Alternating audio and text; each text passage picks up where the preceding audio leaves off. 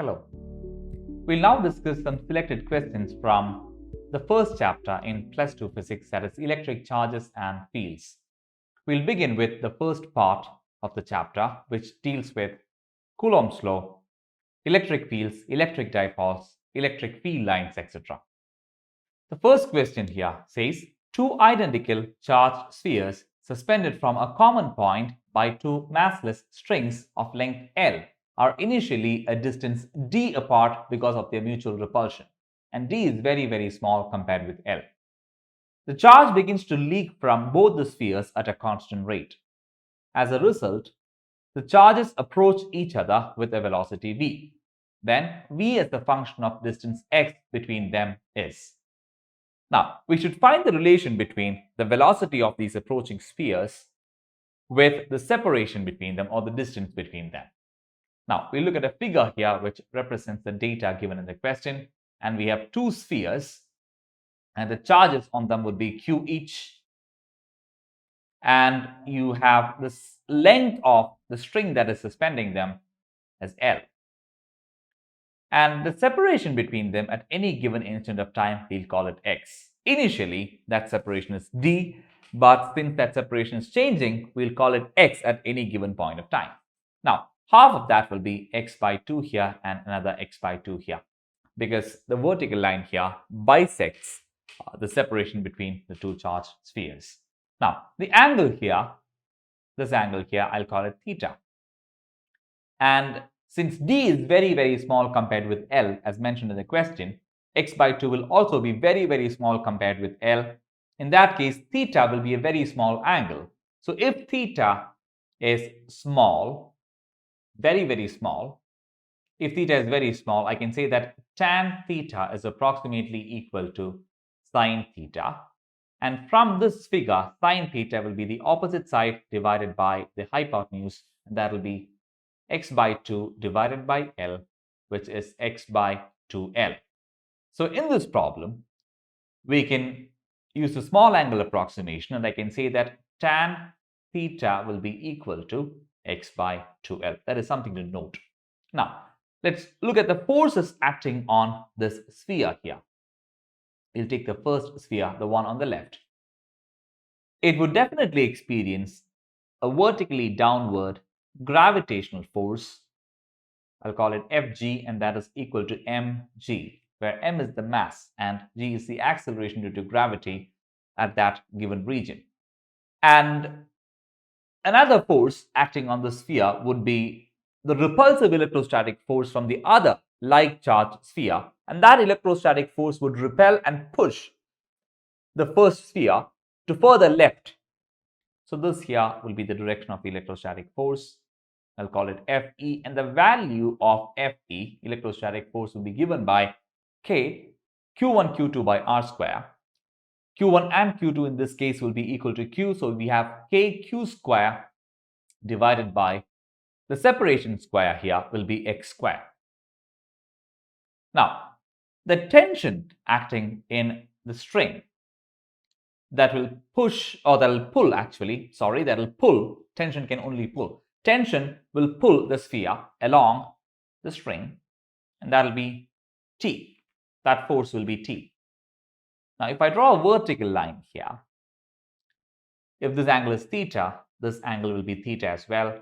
And in that case, we can decompose the T vector here, the tension force here, to two components. One is the horizontal component and the other one will be the vertical component.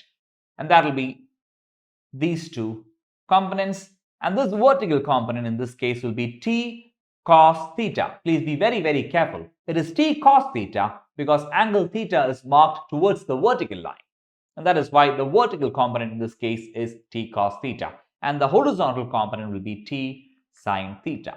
Now, if I look at the figure here, I can say that T sin theta, the horizontal force towards right, would match the horizontal force towards left, that is electrostatic force. So I can say that T sin theta matches KQ square by X square, and the vertically upward force T cos theta would match the vertically downward force, which is mg.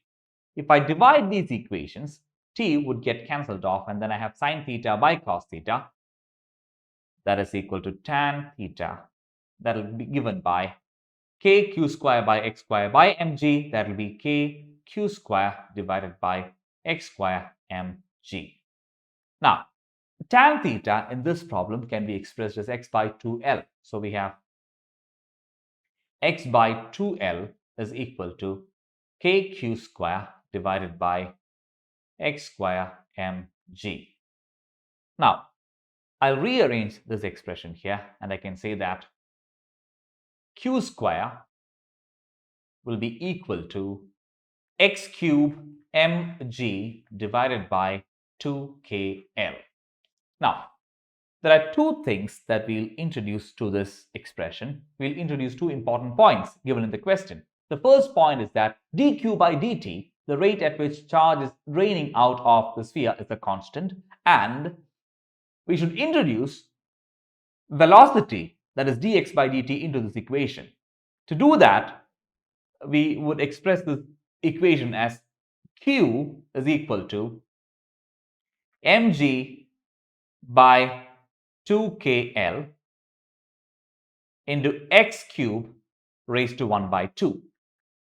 Now, mg, 2kl are all constants, so I can say that this equation would then become q is equal to constant raised to 1 by 2 is another constant again. So I'll say that q is equal to some constant c multiplied with x raised to 3 by 2. That is from this expression here.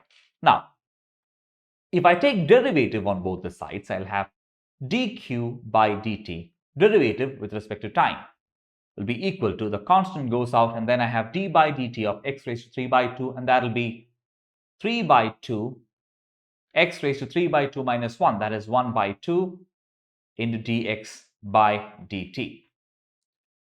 Now, the question tells us that dq by dt is a constant, so I have constant, some constant, is equal to another constant c into 3 by 2, which again will in total be a constant. So I'll just avoid writing that because that constant can be clubbed along with the one in the left. So everything is a constant there in that regard.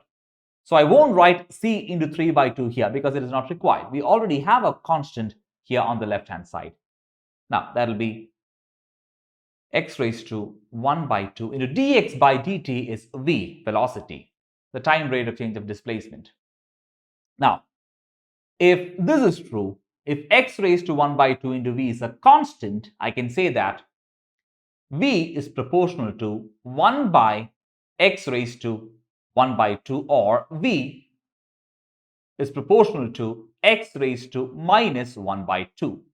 So this is the required relationship, or relation in fact, and v proportional to x raised to minus 1 by 2 will be option A in this case.